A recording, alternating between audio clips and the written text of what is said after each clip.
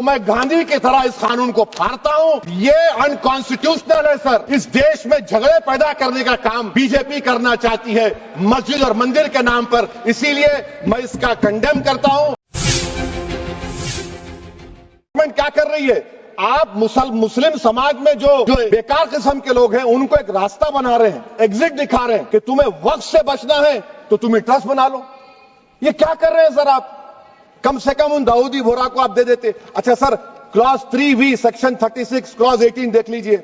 Oral of oral appointment has sought to be discontinued even though it is recognized practice in Islam. Muslim personal law is recognized oral waqf and 1937 Shariat Application Act. Sir आप clause 39 पर आ जाइए। 5 साल के लिए मुसलमान।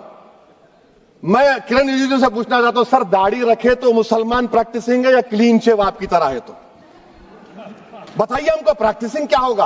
अच्छा, किसी को पकड़ के मॉब लिंच कर दिया और बोले कि JSR का नारा लगाया, और वो JSR का नारा लगाया तो क्या मुसलमान रहेगा? नहीं रहेगा।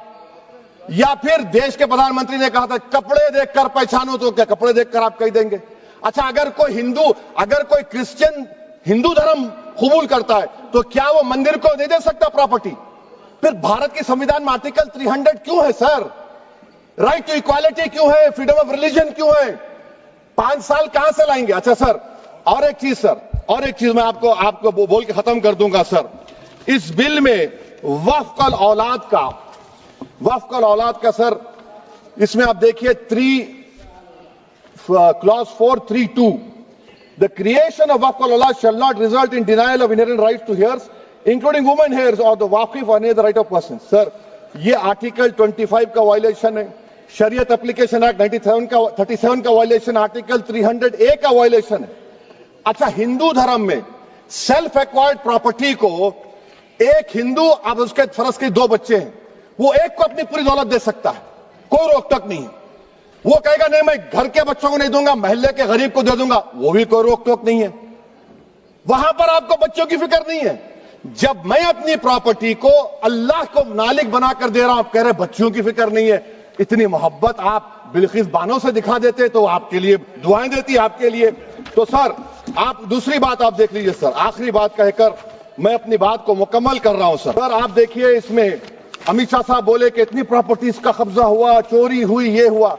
सर क्लॉज 2652A सेक्शन, अगर कोई प्रॉपर्टी बेचता है 2 साल की सजा थी, आपने क्या कर दिया? उसको 6 महीने कर दिया। नॉन बेलेबल था, आपने बेलेबल कर दिया। सेक्शन 40 की बात करते हैं।